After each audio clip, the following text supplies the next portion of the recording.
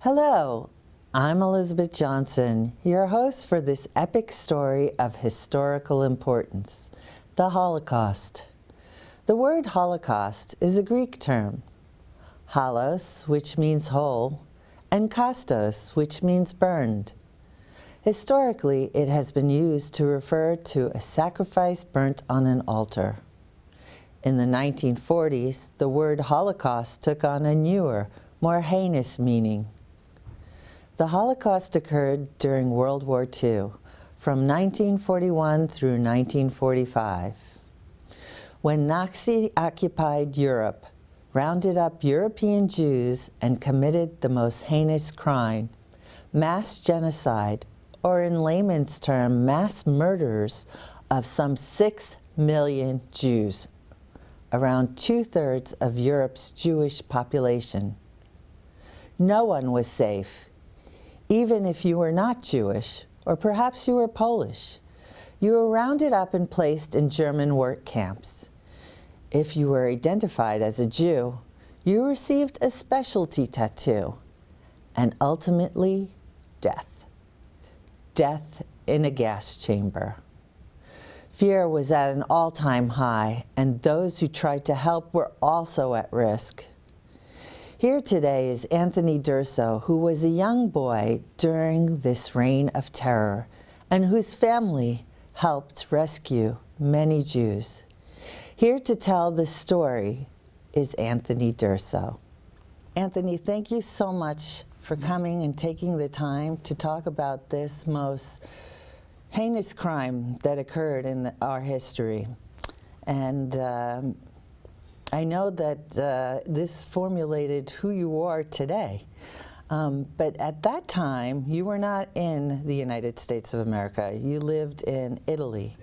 And you were about 10 years old, is that right? No, 5. 5 years old. Okay, so tell me, all right, at that time, you were living with your mom and dad. Right. And tell me a little bit about, I mean, were you in a rural area or urban area?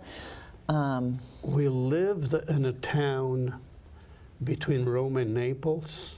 We're part of the Latium region where Rome is. Mm-hmm.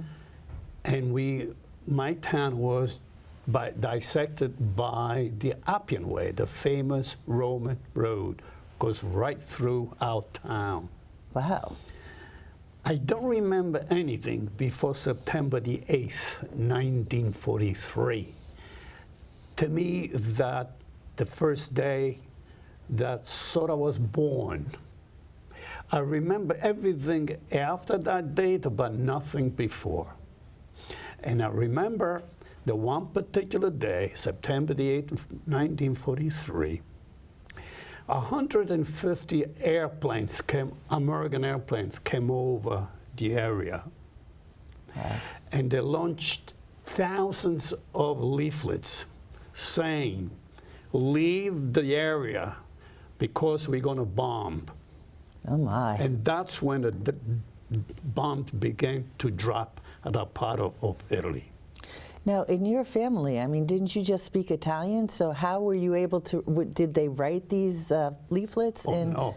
In many places in the world where the Americans go, they already try to, disseminate information through the native language. Okay, yeah. Great. It was all in Italian. Okay, so that when these leaflets dropped, yeah, you understood. So what did your family do? Well, what we did, we lived, our house, although it was part of the town, but it was at the very end of the town. The entrance to the house was part of the town, but in the back was already farmland. We ran outside the farmland and waited to see what was the next step. And I remember that we standing up. I was almost 5 at the time. I had to make myself comfortable. My brain was always working. I dug a hole in the dirt. I put the feet in the hole, and I sat in the dirt. I created my own chair. There I you still go. remember it now. Oh, wow. So anyway, how do we get to that point? That then I will follow up how we got involved, try to save our Jewish friends. Okay.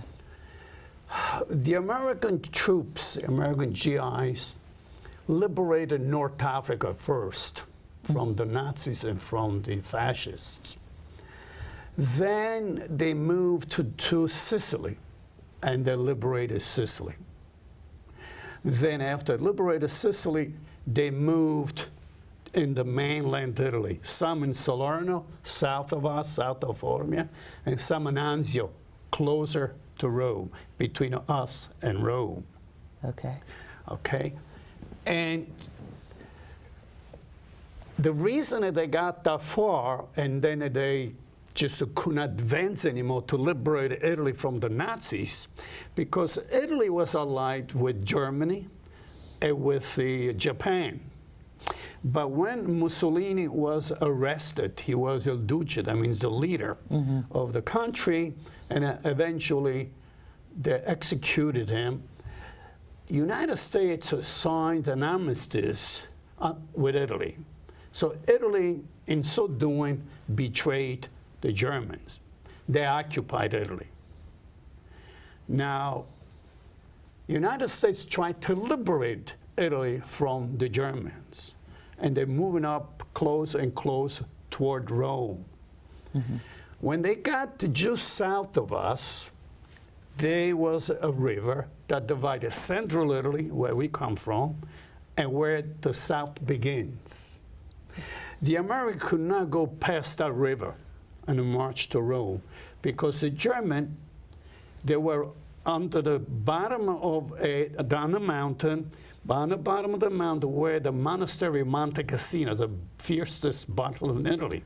Oh, right. Okay, from there, from that vantage point, they used to spread cannons shots down to the American on the other side of the river.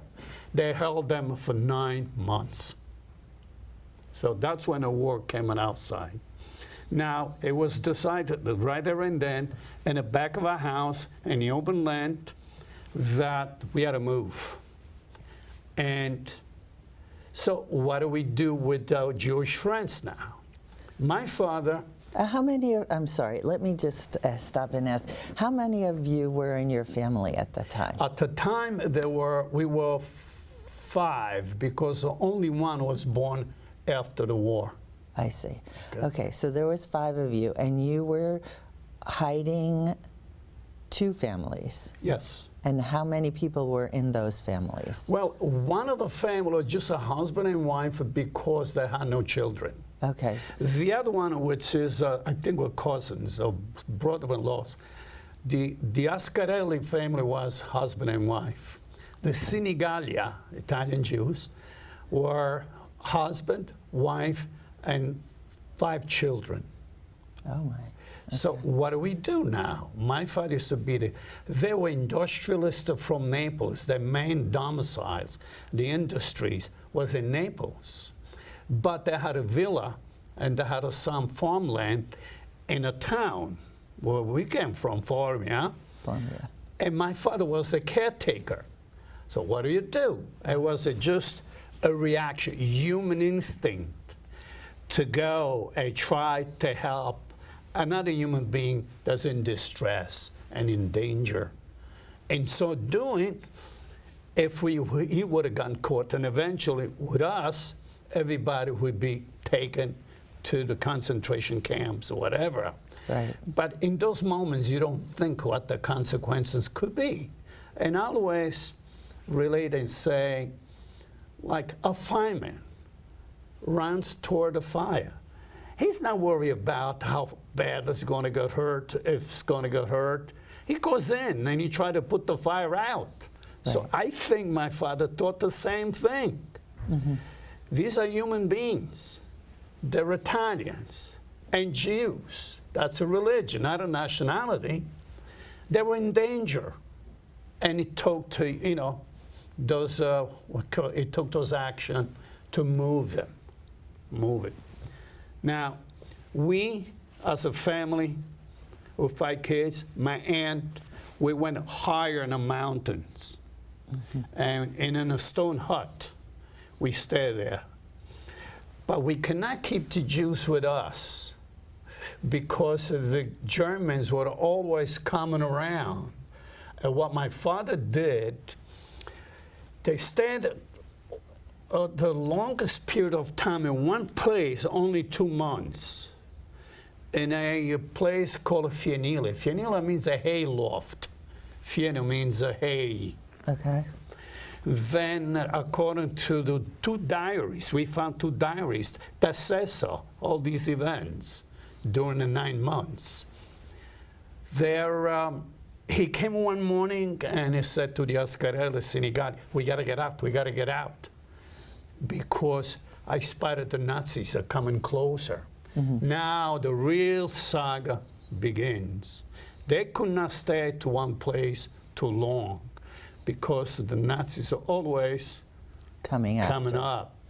Now, the job of my father and my uncle Antonio, same name like mine, Tony D'Urso, and my brother, Angelo, was not only to save the Jews from the Nazi, hide them from the Nazi, but also from the civilians, because they would be paid if you turn in a Jew to a soldier, German soldier, they give you some money.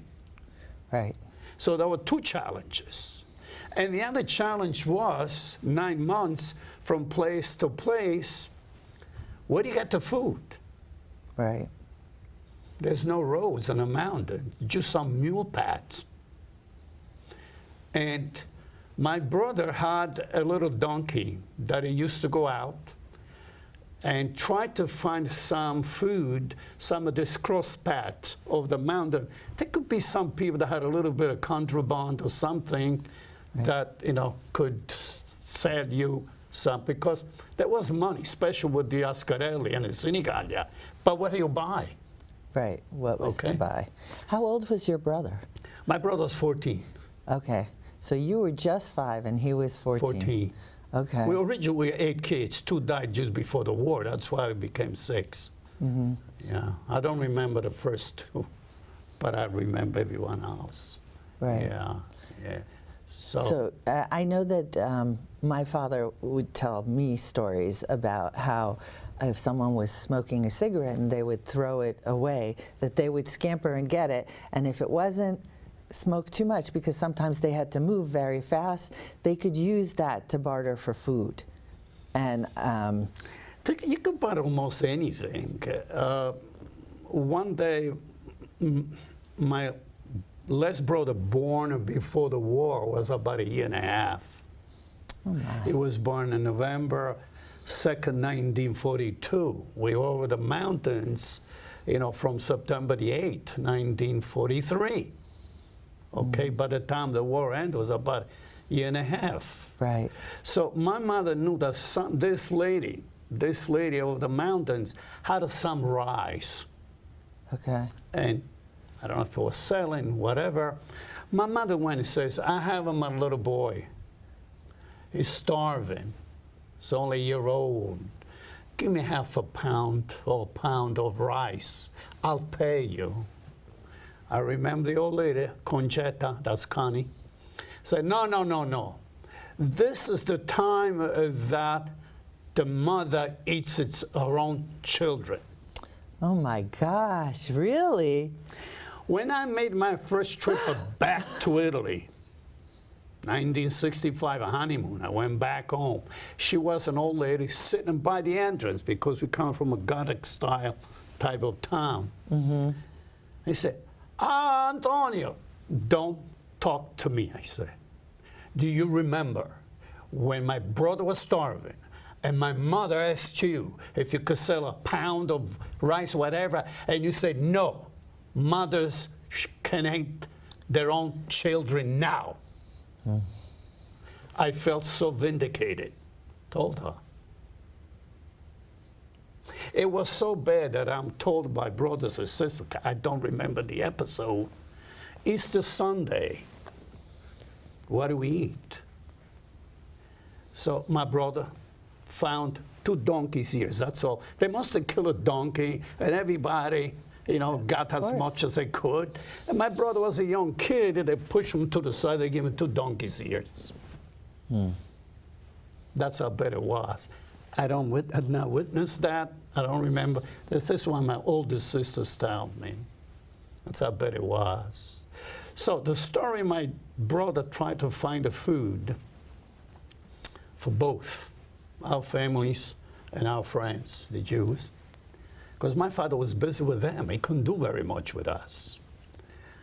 I have this donkey, and we go over the mountains, and every time there's a soldiers, I don't understand the reason why you never saw a lot of soldiers together. Always 1, 2, 3 looking.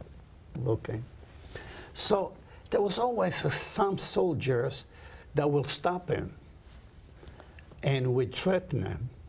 They didn't want my brother. They want a donkey to transport us some ammunition and some, you know, supplies over the mountains. They were not a much better shape than we were when it came to food and everything else. I see. So my brother knew that. They had a little knife, so help me God. They'll stab the donkey in the derriere, you know, in the back. Right. And the donkey, we go in the woods and wait for my brother. And he got away with that for a long time. Right. So one day, my uncle Antonio, as I mentioned before, Right. he was with my brother. Now the Germans want more than one thing. They want a donkey for transportation, and they want, you know, Uncle Antonio, to send them to Germany to work, and, you know, and war efforts. My brother didn't want him. He was 14, but they want a donkey and my uncle. So my brother pulls the same stunt. Just stabs the donkey. Donkey goes away. Now this particular German has got a rifle pointed to my uncle. And he said, show me.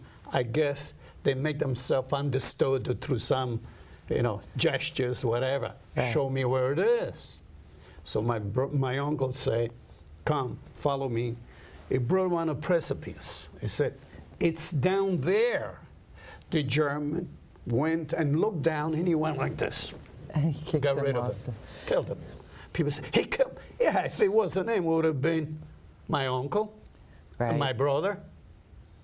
Maybe not the donkey. That's how bad it was. Yes, I know.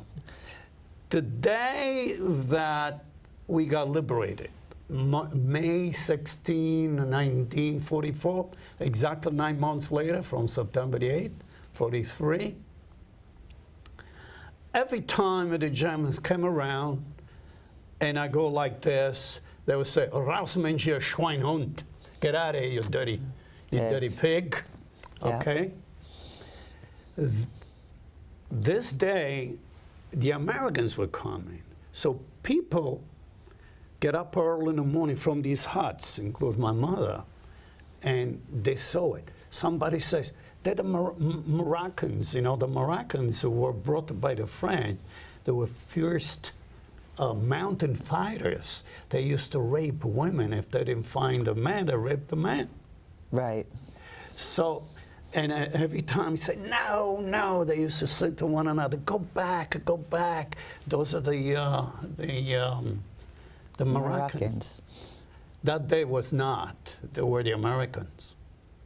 Oh, really? Yeah. Were they in disguise or? No, they were coming down. Okay. Toward the march to Rome. I told you, between Rome and Naples, to liberate all the people that were, over the mountains, hiding anywhere. They liberated us. So I was always hungry. So I went like this, and he gave me Chocolate. candy. Yes. I did not know what candy. I never seen a candy. Right, right. Yep. And he left the squadrons that was walking on stones. And it went to my mother, the heart of my brother that said I was born in November 1942, Mike. And he went in. It gives me goosebumps when I talk about it. I remember. And he said, I have a same age boy at home. I kissed him the last time the day I was leaving for war. I don't know what's happened. Oh, wow. Yeah, it gives me goosebumps. Americans were good. And I really appreciated the veterans that get shot, try to help others like us. Yeah. So the war went by and everybody survived, but I don't want to get too much involved, moving our friends from place to place and not to get caught. So, strive and try not only save them, but also try to feed them, but we all made it. So we got liberated. It took a long time of the life to go back to normal, but I got very sick. Yes, you were telling me. Yeah. I had malaria, whooping cough, and conjunctivitis. Oh, my. So the Ascarelli, the Senigallia, the villa that they had in Formia, now town, right over the water by the Appian Way, got heavily damaged. They had a temporary, lean-to, like, little sheds. That's where they stayed. And my family, some friends of my family said, maybe Tony should go there because there's a breeze from the salt water, maybe could help him or whatever. Medicinal. And I was there for about 4 or 5 months. I remember them. My father they give him the old carriage house right on the Appian Way. If you open the door toward the road, it might get smacked by some horse-drawn wagon or some car. Well, cars those days anyway. Right. But I remember an episode because I used to sit outside. A lot of the allies of the United States that finally, Came through. helped to win the war, they were pulling out of Italy. Mm-hmm. And because we're in the Appian Way, they're all driving down to Naples. All the, what you call it, the war, machineries, they want to bring back to the United States. Right. Cannons, you name it. And they had the soldiers on the, sitting on these open trucks. Flatbeds. Yeah. Mm-hmm. No, they were like seats. Okay. Yeah. And I used to always go like this. Some of them, and I'm mentioning nationality because I knew them, instead of to give me an apple that I was eating, he threw it on my face. Some, when I go after the truck, we go slow and try to grab it on the tailgate, they would step on my knuckles. Only the Americans will stop and give me something. How could you not love America? That's what a lot of people think. Yeah. We love America every day. I really, really do the sign of the cross. I say, thank God I came into the United States. So tell me, when did you come to the United States? How old were you? I came in 1960, March 24, 1960, and I was going to be 21 years of age in August. And now, during this whole time that you grew up, did you go to any school? I had an 8-year school. The only in the family had an 8-year school. The other ones had a 5 or less. Okay. And so the schooling, I know that you told me before the show that you met your wife here in America. But she was from a village that was in Italy, about 45 minutes away, right? Drive, yes. And you met her, and because of her persistence, that you continued your education here in the United States. If it wasn't for Maria, I would never have gone through 16 years of night school. Get up in the morning at 5 o'clock, leave the house 5:30, take the 614 in Manhasset to New York City, because at the beginning, when we got married, I was still working in construction. I used to build skyscrapers. I was a bricklayer and a carpenter when I came here. I served 5 to 6 years in Italy, apprenticeship. Oh, really? Okay. Yeah. So, but I want to emphasize that one of the major reasons why I came to the United States, I want an education. I was thirsty for an education. My father couldn't afford, had too many kids. And he thought at the time, I don't blame him, because he didn't have an education either. Right. He had a year and a half or 2 years of education. Same thing with my mother, because at those days, education in Italy was not compulsory. Really? Okay. Mussolini brought 5 years compulsory, mandatory. Wow. Okay. That's the only good thing he did. Anyway, so what was I saying? So you were thirsty for education. That's right. Growing up, we young kids, maybe 8, 9, 10, we heard so many good things about America that we wanted to come here, not just me. And I remember one of my friends who were really, really close. He migrated to Germany. He didn't have anybody to sponsor for him to come here. Right. We even developed our own chant, our own song. Dobbiamo vincere e vinceremo, and in America ce ne andremo. We have to win, and we will win, and then we'll go to United States. These are kids growing up. Right. It was the land paved with gold, Yeah. right? Gold in the streets, or Well, with opportunities. opportunities. Exactly. Opportunities. So now I know that you were given a great award by the Pope because of the heroic efforts during the Holocaust. Could you tell us a little bit about that experience?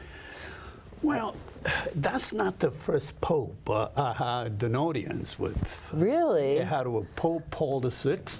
Okay. We were there on a honeymoon. Oh, wow. And then we had one really not even in the Vatican, because the popes in Rome, in the summer, they don't stay in Vatican City. They go to Castel Gandolfo. It's a town outside Rome, right on a little lake. Okay, John Paul II. Yes. My daughter at the time used to work in Rome. She did? She was a director of St. John University in Rome. John Paul II wanted an American Catholic university to have a campus, a school in Rome. Now, in Rome, you could count maybe 40 different universities that have exchange studies, and maybe a semester, maybe, 1 month, in the particular school that hosts these students from here. No, he wanted a campus in Rome. So it gave to St. John 3 buildings in Vatican City. So my daughter worked in Vatican City, not for the Pope, for St. John University. Okay. But she became a good friend with the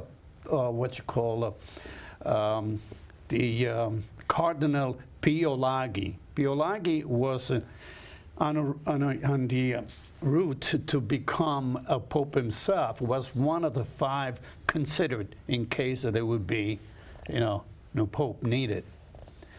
And we were in Rome visiting my daughter. We said, you know what? We have seen we've been in so many audiences, but there are thousands of people. We want to have one alone with the Pope. It was me, my wife, and my sister-in-law. So Rosanna said, let me see what I could do. So we left to go to home, because when we go to Rome for the day, we don't stay overnight. We could go home. Okay. Good, no traffic. I make an hour and a half or less. Okay. Okay. We got a call halfway. He said, tomorrow morning, 7:45, be Castel Gandolfo. The Pope will, have you could have an audience with a Pope. But be on time because there are 8 buses of pilgrims coming from Poland. And then he's going to celebrate a Mass in Polish, Right. which we stayed for the Mass also. Okay. That's how we got, the other... So you got to meet the great John Paul II. Yeah. Imagine a contemporary of 2 popes that eventually became saints. I know. When you talk about saints, it's always a couple centuries ago. Right. 1,000 years ago. We lived. That's amazing, isn't it? Oh my God, you really are special. Yeah. Now, how do we get to see, Pope Francesco? When my friend Michael Weinstock was helping me to dig up some information because we wanted to file with Yad Vashem, but the story, and see if my father could be acknowledged as the righteous of nations. They used to be called righteous of righteous Gentiles. They changed the name, righteous of nations. So he did find 2 diaries written by 2 survivors, the uncle and a niece, about the story. Wow. The story, 9 months over the mountains, is not just my father. In the diary, mentioned what my father was doing to make sure that they were safe from the Germans. So we sent also copies of that to the Yad Vashem. But the Pope, through a friend of ours that knows the Pope personally, wanted to have a copy of the diary. And that's why we got permission with 4 tickets to go to Rome and present it to him.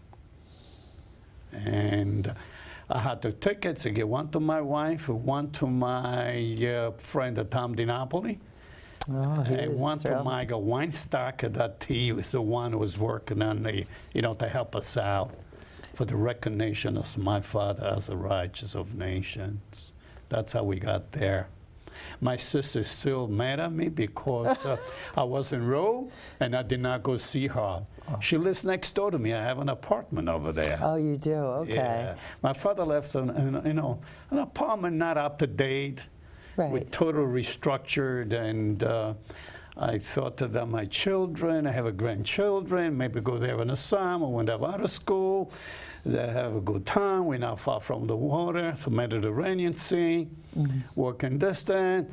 And they learn a language, but they don't use it that much. They only go there when we go there, but there's no room for everybody. So we took it turns. So, but yes, I still have a sister. My brother had a donkey during the war. He died 2 years ago. He was a national police, they call it carabinieri, the ones that for ceremony they wear the hats like a Napoleon. Oh, really? Yeah, yeah. Wow. He passed away 2 years ago.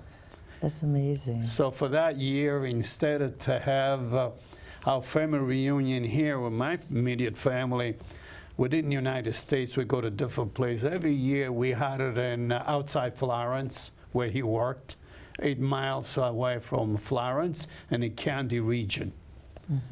People say, good wine. I said, I don't drink wine. I don't care. Was it good or bad? But that's why we had it. You know, you are such an extraordinary man and have an extraordinary history. I think that we could do volumes with you. I know that this experience made you the man who you are, coming to America, learning, changing from a construction worker, devoting your time to the legislature. Africa, no. Those are my best years. I will never forget those experiences. Absolutely. Africa, Central America, and Haiti, doing volunteer humanitarian work on my own expenses. Right. I don't buy dog cars that often. I always put them more than $100,000, but it cost me $15,000 to $20,000 a year to do that. And we will have another show to talk about that. And I thank you very much for being on the show today. Thank you. And my pleasure. Sometimes I don't want to talk too much about it because people might think I'm boasting. I don't think you're boasting. You've This done is who I so am. much. That's what shaped the man that I am. Exactly. And I thank you very much. Love thy neighbor like thyself, right? Exactly. If you really, believe, that's what our Bible tells us. Yeah, I see quite a few correlations in your life with the Bible. Thank you so much for watching. Welcome. We look forward to seeing you again in the future. Thank you very much for the opportunity.